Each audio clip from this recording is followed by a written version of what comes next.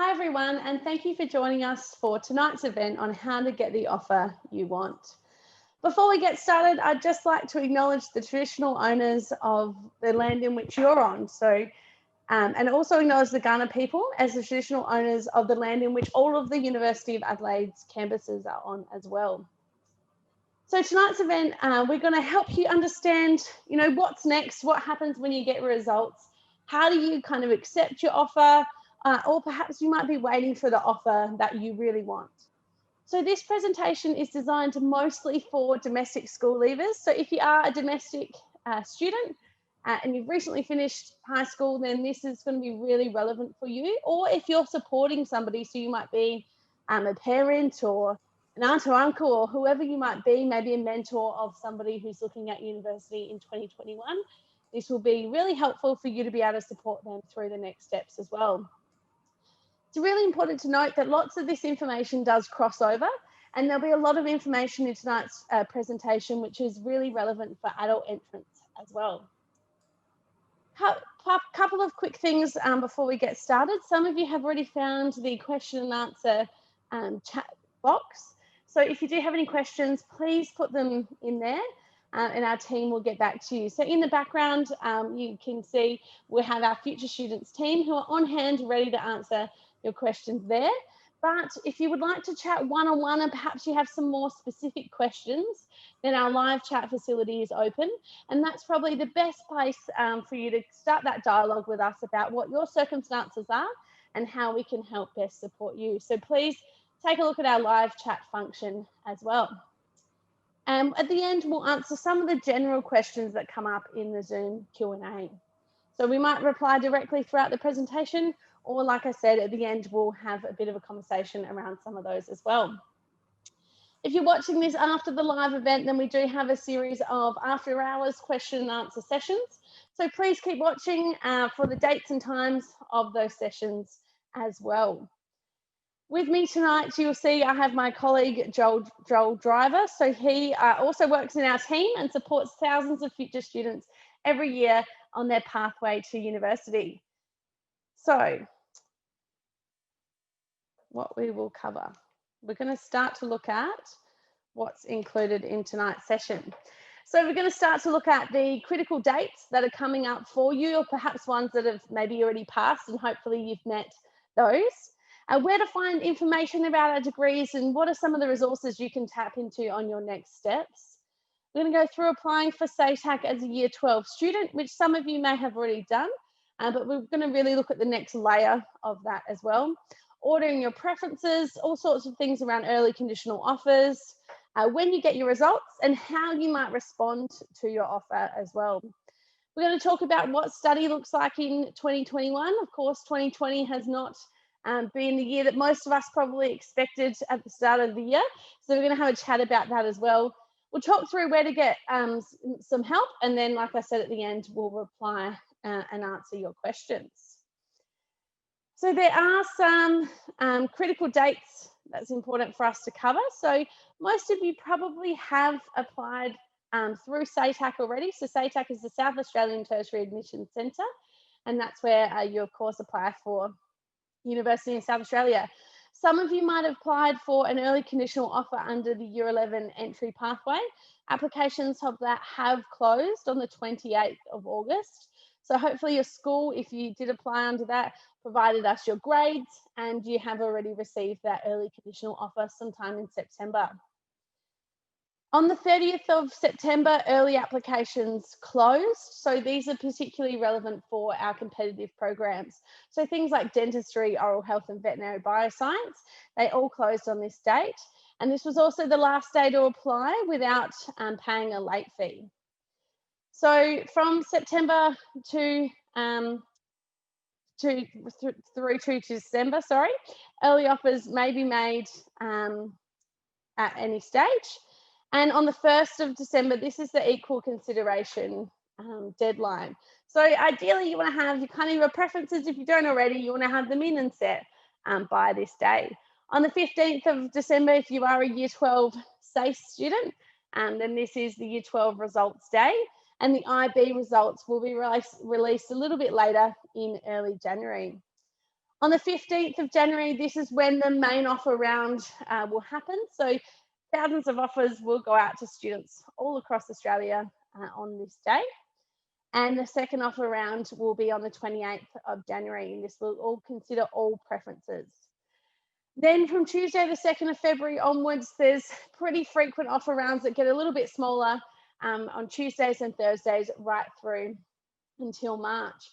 Now, one of the things that is important to note is the closing date for standard programs will be extended until the 29th of January 2021, but this will not include our allied health suite of degrees, so physiotherapy, occupational therapy, or speech pathology, or any other competitive programs that have already closed on the 30th of September. Awesome. So sometimes when we're looking at kind of where to next, you've been at school for most of your life.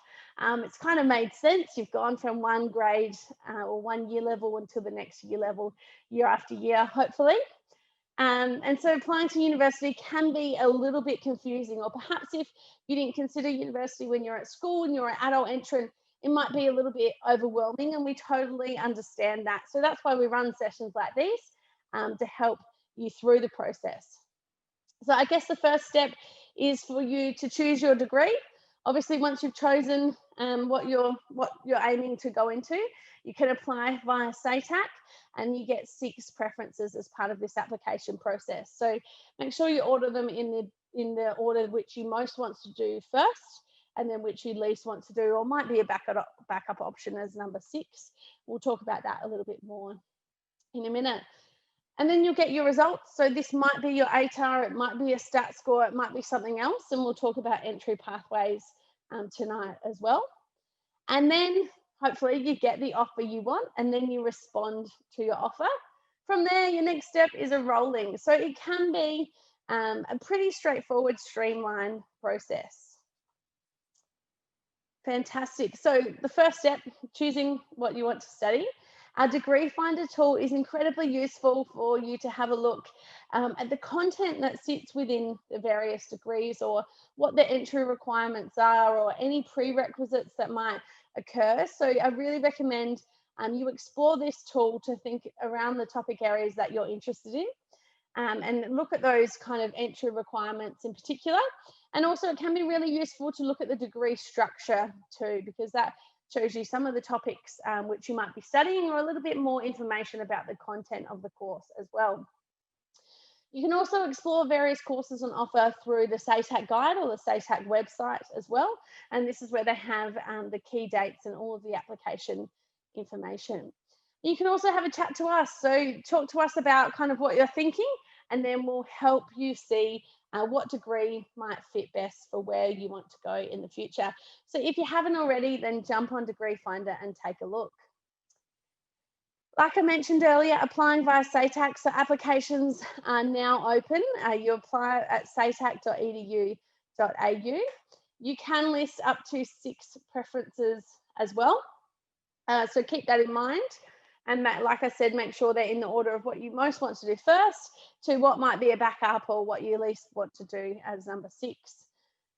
So keep that in mind as well. One of the key things to think about is make sure you use a unique or a personal email address. Now, this is particularly relevant if you recently finished year 12, you might not have access to your school email anymore.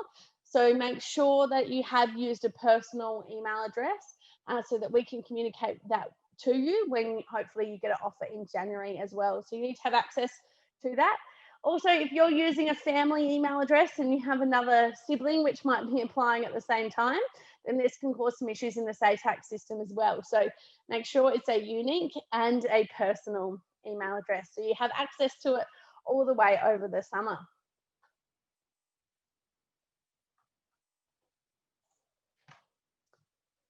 So when it comes to ordering your preferences, if you have something, you know, completely, this is where I want to go, this is what I want to be, then make sure you list that as your first preference, and then work your preferences kind of down the list from there. If you do want to study at the University of Adelaide as well, then make sure you do reflect that in your preferences. There is opportunities to transfer between degrees and things like that, so that's why we talk about those kind of backup options. So you might have your first preference as an end goal in mind and go through a pathway degree as well. So consider the entry requirements and the prerequisites for those and how likely or unlikely you are to meet those, because you do need to have completed the prerequisites for a degree in which you wish to study, and of course meet to the entry requirements as well. So think about where and what you really want to study, what environment you want to be in, what's going to help you succeed. All of those things are really important, not always just the specific area that you want to study as well. So of course our team are here to help, so talk to them. And we do have some how to preference cards as well. So you can see here's an example. You can download these online, and this shows what you might put as kind of, or what order you might put your preferences in, depending on what career you want to go into. So this can be incredibly helpful as well to help you through that application process. So some things to be aware of when you are kind of adding preferences or doing a preference list is that some degrees do have quotas or are highly competitive. So some of these degrees might be medicine, dentistry, oral health, those sorts of areas can be incredibly competitive. So that's where you really do want to be thinking about those backup options. If you are applying for medicine, dentistry, or oral health as well, you must have sat the UCAT before applying. So hopefully if you are, or if you have applied for these degrees, then you have sat that UCAT test earlier in the year. Veterinary bioscience applicants by this stage in the year also must have already supplied their questionnaire for entry to that degree as well. If you're applying for teaching, then you must apply a teaching capability statement as part of your SATAC application. And some degrees require an audition or an interview. So our music programs do require an audition process. If you are an Aboriginal or Torres Strait Islander student and you haven't already, then please get connected to Wiltur Yalu. They can help you through the application process, and they'll also support you when you're a student with us right through until you finish as well. As I mentioned earlier, we did have a new entry pathway this year if you were a year 12 in 2020. Perhaps it wasn't the easiest year, and there was a time when we weren't sure how long you would be studying from home and how that would affect your grades and things like that. So if you have received an early conditional offer under this pathway, then you need to meet the conditions of that offer in order to receive a formal SATAC offer in the offer rounds. And to meet those conditions, you must have completed year 12 studies in 2020, and you must receive a selection rank, and sometimes it's referred to as an ATAR, but a selection rank is an ATAR with adjustment factors applied. So you must achieve a selection rank, and you must meet any prerequisite requirements for your chosen degree. You also need to have paid your SATAC fees. And if your chosen degree is listed in your first preferences and you meet the conditions of receiving that offer, then you'll receive a formal offer in the first round. So that really just kind of cements and formalises that offer. So this was available to South Australian high school students. It was also available to some Border Victoria and New South Wales schools as well. So if you were in an area like Mildura or Broken Hill or those sorts of areas on the border, then this was probably available to you as well. Fantastic. So when it comes to your year 12 results, you'll receive them on the 15th of December, and you might think, oh, I've done better than I expected, maybe I'll change my preferences. But we really encourage you to only do that if you have changed your mind about what you want to study. It's really important that you make sure you have paid your SATAC fees as well, because you need to have paid your SATAC fees to be eligible to receive an offer. You can check your selection rank, which is your adjusted ATAR, like I said earlier, with those adjustment factors applied. You can check that on your SATAC application once your results are released. So keep that in mind as well. You can just log on yourself and check that at any time. So that's really important to think about as well. When it comes to adjustment schemes, hopefully you're already aware of these. So it could be because you studied a English or a mathematics or those sorts of subjects in year 12. You can receive 2 points up to 4 per subject that you study. So 2 points per subject with a maximum of 4. You might also be eligible for the Equity Adjustment Factors scheme as well. So have a look on the SATAC website. There's more information about that, and that is 5 points. It's important to note that that goes on your aggregate before it's converted into an ATAR as well. So if you get the 4 and you get the 5, for example, your ATAR doesn't go up by 9 points. It's actually applied on your aggregate before it's converted to an ATAR. So keep that in mind as well. So your ATAR and your adjustment factors together is what we call your selection rank. There are some programs where these subject-based adjustment factors don't apply, and this is our allied health, medicine, and veterinary bioscience degrees too. So keep that in mind. Hopefully that's been helpful. We've sort of looked at where we've been, hopefully, in the application process and where we're looking towards in the near future. So I'm now going to hand over to my colleague Joel, and he's going to talk us through a little bit further detail about what happens when you get your offer and what your next steps are and what perhaps the start of 2021 might look like for you. Fantastic. Thank you, Jess. So, right. So after you have put in all of your hard work to achieve your ATAR, hopefully it's something that you are happy with, and you've submitted your SATAC application, you've paid your fees. What comes next is, of course, your offer. So what exactly is an offer? An offer is essentially an invitation that the university will give you to enroll in a degree. All right, it's important to understand that an offer does not necessarily straight away secure your place in a degree, and we'll talk about that in a second. So an offer is an invitation to enroll in a degree. Offers are sent via email during offer rounds, and they're sent to the email address that you listed in your SATAC application. All right, so as Jess said before, that email that you're going to put in your SATAC application is going to be your personal unique email address, because that is where your offer will go. It's really important. You will receive an offer for the highest preference that you qualify for, okay? Not the highest preference that just is the highest ATAR. It is the highest preference that you meet the entry requirements and the prerequisites for, okay? Another thing that SATAC does to make it easier for you is that first preference offers are automatically accepted. If you have placed a degree at your #1 preference, you meet the required selection rank and the prerequisites, SATAC, when they make you that offer, they will automatically accept it on your behalf, and you don't need to do anything else until it comes time to enroll. And when are these offers sent out? So the first offer round, also known as the main offer round, occurs on Friday, the 15th of January next year. And that is when offers are sent for all preferences and all programs, okay? They're emailed throughout the day, right up until 5 p.m.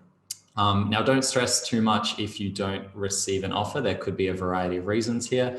It may be something as simple as that you haven't paid your SATAC fee, which is obviously an easy fix there. Other reasons why you might not receive an offer, the course could be full. It could be one of our quota programs, which we'll discuss a little bit more in a second. I suppose that's the main reason why. However, your first offer doesn't have to be your final offer, all right? You can rearrange your preferences to be considered for different degrees, and this can occur in the later rounds. And we'll talk about how to do that in a second. I guess one more thing to note is that if you have University of Adelaide degrees listed in your preferences, which we certainly hope you would, given that you're all sitting here and listening to this, if you don't receive an offer to any programs, we will be in touch with you to talk about your options, how we can work with you to ensure that you are getting into the program that you want to get into. Okay. So, how to respond to your offer. So you will respond to your offer, which will come in that email, by logging into your SATAC application, all right, through the SATAC website. Like I said before, your first preference offer, if it is indeed an offer to your first preference, that'll be automatically accepted. You can log in and you can change that if you like. However, if that's the degree you want, leave it, you're done, okay? If you get an offer for a lower preference, but it's not the one that you really, really wanted, you can select an option that's called accept, but wish to be considered for higher preference. And what this essentially means is that SATAC will reserve your place in that degree. All right, so you have that position if you'd like to come and study in that degree.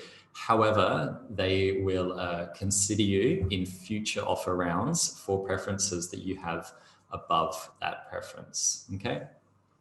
And obviously, if you want to wait for another offer, a higher preference, you need to make sure that that degree is a higher preference in the order than the offer that you just received. And we'll look at an example of that now, or in the next slide rather.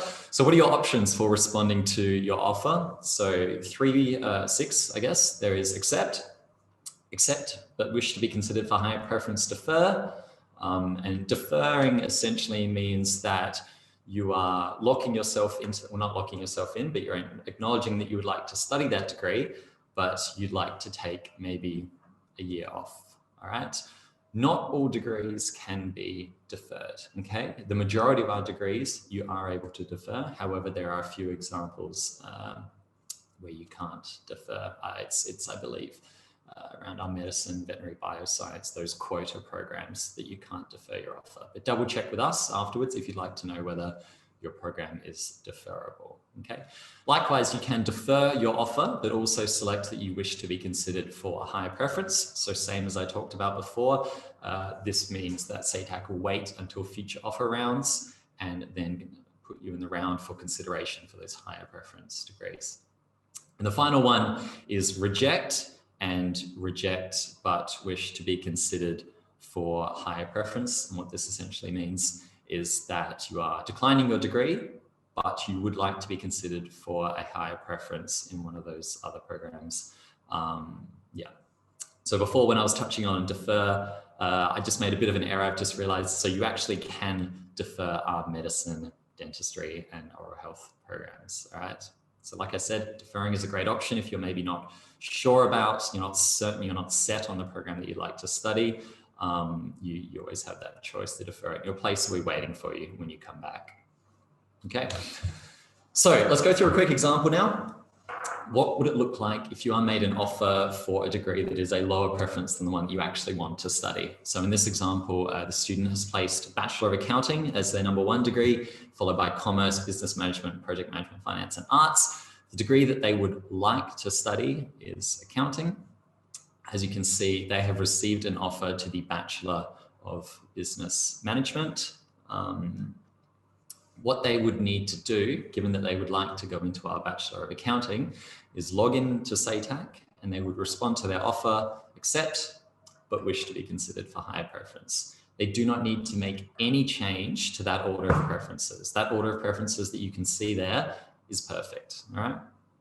The other thing that they should do is, because they have selected accept, that student will receive an email from the university offering them to create an account with us and enroll.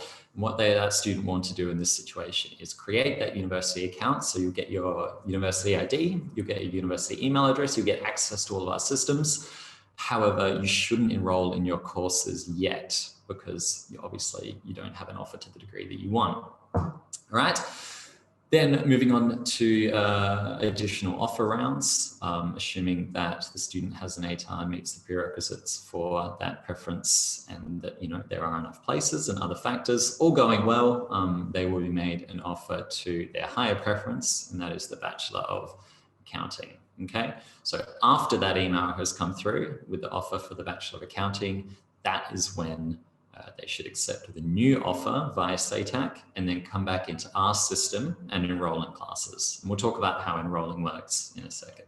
All right, second example here. So this situation is a student who has changed their mind after receiving their first offer. So it's not what they really wanted to study. And this is fine, this is totally normal.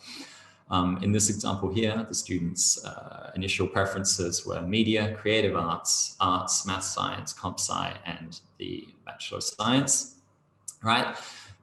In this case, they achieved an ATAR that was met the requirements for the Bachelor of Media. They were made an offer into the Bachelor of Media. However, they've since changed their mind, decide they want to do math science instead.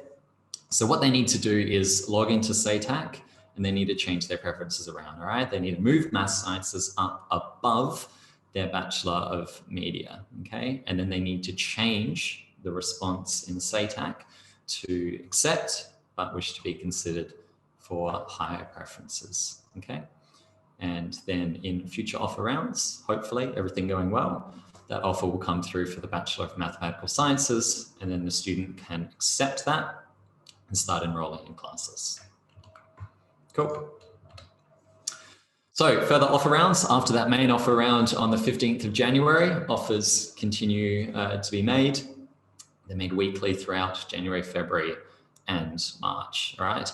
If you have not selected, wish to be considered for a higher preferences, we can't make you another offer, okay? You can only have that one active offer at a time, all right? The one kind of exception to this is the Year 11 early conditional offer. However, when it comes to actually being made an offer and accepting that for getting into university, you can only hold one. So make sure that that response to your offer is what you'd like it to be.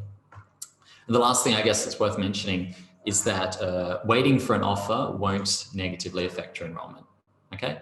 It's totally fine to wait and make sure that you can get into the degree that you really want to get in, because when you do get in, when you do get that offer, there will still be plenty of time to go through your enrollment and enroll in those classes. So once you've accepted your offer, you'll receive a welcome email from the university. It's going to have your student ID number, some other details about how you can access all of our systems. You can set up your university account and access your student email address. These are essential steps to getting you on the way to your first semester at university. If you decide to wait for another offer, like I said before, you can still create your account. However, you should wait until you have the offer that you want before you enroll in your courses, all right? Because obviously the courses, as in like same as you would do subjects in school, the courses that you do are determined by the degree that you are in. So once you've accepted the offer that you are happy with, the offer that you want for the degree that you would like to study with us, the next step is enrolling, okay? Now each faculty has their own guides, their own sources of information when it comes to enrolling. And these are really, really easy to find. Essentially, you can pretty much just Google faculty of whatever, how to enroll Adelaide, all right? So let's say you're coming into a Bachelor of Science, you'll Google Faculty of Science, Adelaide, how to enroll, all right? Every faculty has a whole page with step-by-step instructions stepping you through how to find what we call study plans. Study plans are essentially guides that show you exactly which courses you need to be enrolled in, which courses you need to complete to get your degree, okay? Each faculty has these study plans. Those enrollment guide web pages that I talked about, they'll have those study plans. They'll have the other instructions. Almost all of our faculties have a really well set up, well, all of them actually rather, have a really rigorous, really well set up system for guiding you through the enrollment process. We want to make it as easy as possible for you, okay? These include enrollment support sessions, these study plans, or these other guides. If you have any questions at all throughout the enrollment process, the best people to speak to are your faculty student support service, okay? They have different names depending on the faculty. If you're going in sciences, they're called the Science Service Hub. ECMS are called Ask ECMS. Professions are the Profession Support Hub, but they are fantastic teams and they will be able to help you out almost instantly, provide a customized study plan, show you exactly which courses you need to enroll into, exactly how to do that. Really, really recommend getting in touch with those guys if you need any help at all with enrolling. Now, study modes in 2021. So as Jess said, 2020 has been a bit of an unusual year to say the least. And unfortunately, it looks like some of the consequences of that may be carrying over into 2021.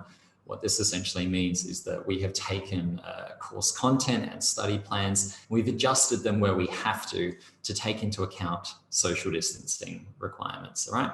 And in most cases, what this means is offering where possible and where can be done so in a way that doesn't detract from your learning experience, offering these learning experiences, these courses, these aspects online. And a good example is lectures, okay? In semester 1, 2021, there will, with the exception of some courses, there will be no face-to-face lectures, okay? Lectures will be recorded as they always are, but this semester it will be sort of compulsory to view your lectures online rather than in a lecture theatre. Okay, we are hoping, of course, to move this restriction away in semester 2 so that everyone can get back to attending face-to-face lectures.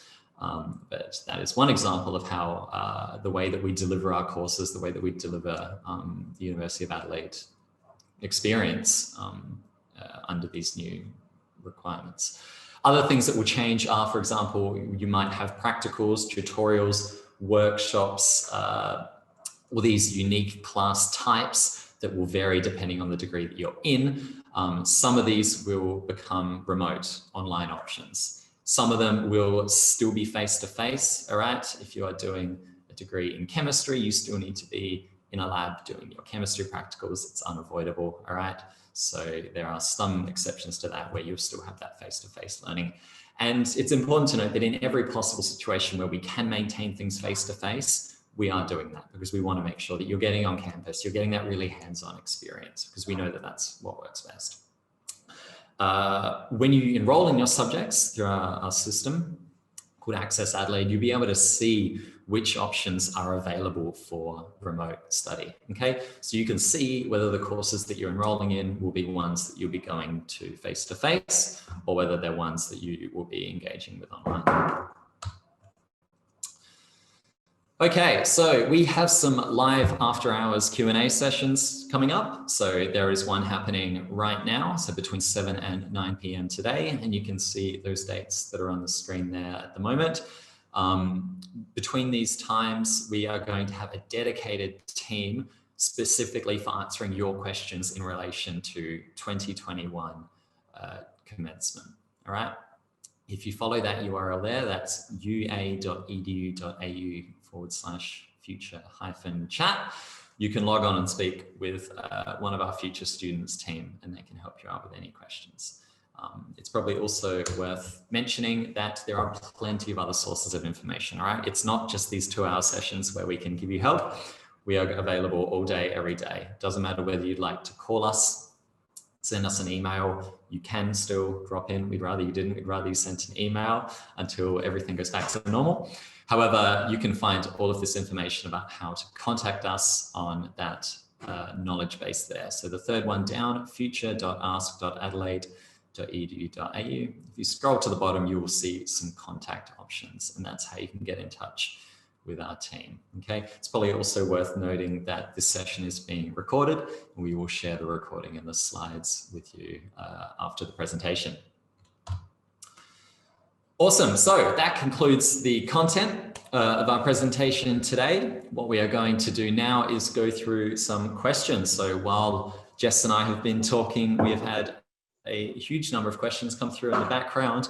And what we're going to do now is actually run through some of the most common repeated questions now. So I'm going to read them out, and Jess, if you wouldn't mind responding to those, that would be awesome. So first one that we've had a few times is, what should I do if I don't achieve the minimum required ATAR/selection rank for my preferred program on results day? So the first thing that we really want you to do, as kind of confusing as it might seem, is not to panic, because there are so many other entry pathways to most programs. So I guess the best thing which you can do now to help save you some of that panic on results day is make sure that you have a preference in your list of preferences that has a lower selection rank for entry. So that's probably the best thing that you can do now, is put kind of your 5th and 6th preference as something with a lower selection rank. So alternatively, there are heaps of other entry pathways to university as well. So we've kind of touched on the Year 11 entry pathway, which is a bit of a unique one. But if you are an adult entrant, or if you're 18 on the 1st of February of the year in which you wish to commence study, you can sit the STAT test. And all of the information about that test is on the SATAC website. They're the ones who kind of look after that. If you have gone and done some vocational education and training study, so you have a certificate for or diploma or advanced diploma from a registered training organisation, then we can also consider that as entry into a vast array of our degrees. And we also have the university preparatory program. So that's a great option which you might consider as well as a pathway to university. Awesome. I should note as Jess. well, sorry, Yep. just back on the first kind of point. If you do go into that kind of backup preference, if you like, then you can look at transferring later into another degree, and then we would use your grade point average. So an average of university grades instead of your ATAR. So that's a great way to be able to get the end result as well. Absolutely. So many pathways to get you where you want to go. Next question. Will my program potentially fill up if I don't receive an offer in the main offer round?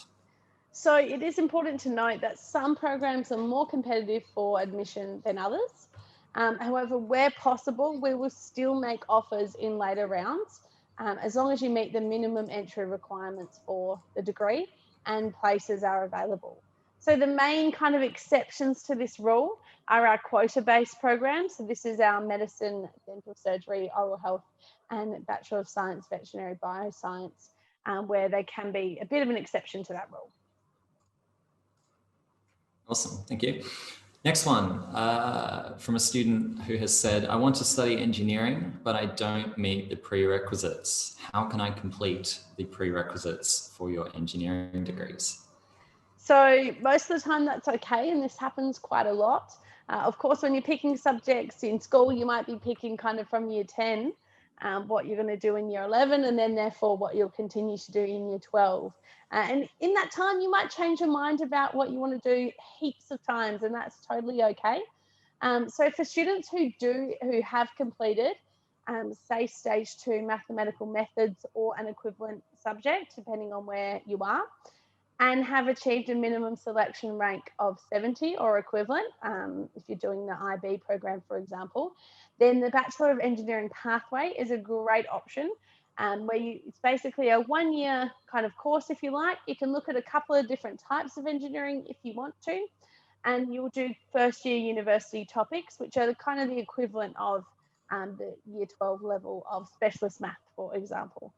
So that can be a really good one. We really encourage you to have a chat to the faculty about what subjects you might do to be able to meet the prerequisites, and then obviously go on and be successful in the engineering degree in which you wish to do. So that's a 1-year kind of course, if you like, and then you go into the second year of the engineering that you ultimately want to complete. So that's a good option. Now, if you have not completed stage 2 math methods at all, then you first need to complete an equivalent bridging course. So this might be our Math Track X, which is available online. It's a kind of self-paced course. So you might complete that course, and you need to do that before being eligible for consideration to the engineering pathway program. So if you don't meet any prerequisites, Math Track X and then the engineering pathway is for you. If you have math methods at least, then you can go straight to the engineering pathway. Awesome, thank you, Jess. Next question is, can I study programs concurrently that are not offered as a set double degree? And if you wouldn't mind, maybe if you could perhaps touch on, for the people who don't know, what is a double degree and what does concurrent study mean? For sure. So you can complete a double degree if you would like to. And some of our double degrees are kind of what we call packaged. So we've looked for the crossover or overlap in each of the areas, and it often just takes 1 extra year to complete that second area, if you like. So you can combine 2 other random degrees in most cases. There are some exceptions, of course, with programs like medicine and things like that. So to do so, you need to initially commence in 1 degree or program, and then at the next available intake, you can apply to pick up the second program. So you might commence in semester 1 of a Bachelor of Commerce, and then you might choose to add a Bachelor of Arts in semester 2, for example. And then you can study them concurrently. So it often takes a little bit less time than doing kind of one and then the other, but it does take more time than our set double degree programs. Credit arrangements do need to be worked through with the faculties after admission into the second degree. So make sure you have a chat to your faculty support hub and they can help you through that process. So basically you apply for one and then you apply to add the second one later down the track. Definitely. And it's probably worth noting that our double degrees are a great option to look into if you haven't already. They are offered in pretty much every single faculty, every field. And they're a great way to really get two sort of degree experiences, often in very different fields. And you can save 1 year, 1.5, even 2 years off of your study time. So they're a great option if you have, multiple different interests that you'd like to combine into one program. Cool, thank you, Jess. Next question is from a student who says, I have a conditional offer based on my year 11 results. What does this mean and how do I translate this to a degree? Fantastic. So if you have received a conditional offer, then you will be eligible for a formal offer via SATAC in the main offer round, providing that you meet the conditions of that offer. So as we spoke about earlier, those conditions are that you've successfully completed year 12 and received a selection rank, and you also need to have passed any prerequisite subjects. So for the Bachelor of Computer Science, for example, you need to get a C or above in stage 2 mathematical methods to meet that kind of prerequisite requirement, and then pass year 12. And then you will receive an offer in the first offer round, that a formal offer from SATAC. Fantastic. Okay. Next question is from someone who says, I'm still deciding whether to commence my studies in 2021 or to take a gap year. When do I need to decide by? And what happens if I want to take a break to travel once international travel is possible again? For sure. So this happens quite a bit. And basically the answer in short is it's totally okay. If you accept an offer, you have up until what we call the census date, which is the 25th of March for semester 1, to decide if you'd like to drop or withdraw courses without any financial or academic penalty. So it kind of disappears. It's like it never even happened, or you kind of never even started. So offers can also be deferred via SATAC as well, up until the census date. So keep that in mind as well. But alternatively, if international borders open up and you've started your study already and you'd like to take that time to travel or whatever you might like to do, then you can take a leave of absence once you have commenced your studies. But we'd recommend discussing this with your specific faculty. Cool, thank you. The next question is, if I'd like to do so, can I study online, fully remotely? So lectures will be online throughout 2021, with the exception in a few cases where there's some really practical components of the degree. Participation in tutorials, workshops, labs will be online or face-to-face, and that just depends on the course requirements and what you need to kind of do to be able to complete those various assessments, and for us to be able to help build that capability in you as well. So further information around this will be available on course enrolment. Obviously, it's an ever-changing world. So once the faculties have finalised all of this information, all of the different areas and subjects and things they need to think about, then that will be available for you. More information around that will be available.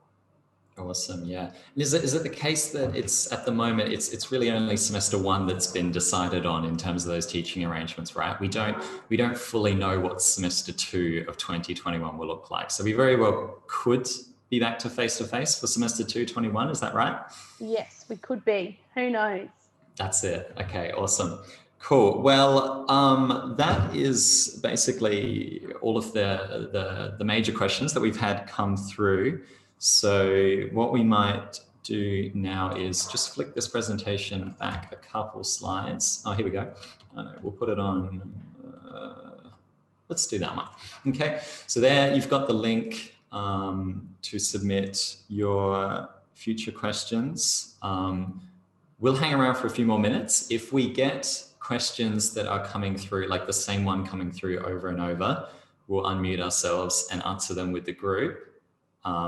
Yeah, so let's touch base in another 5 minutes. Please keep sending your questions through.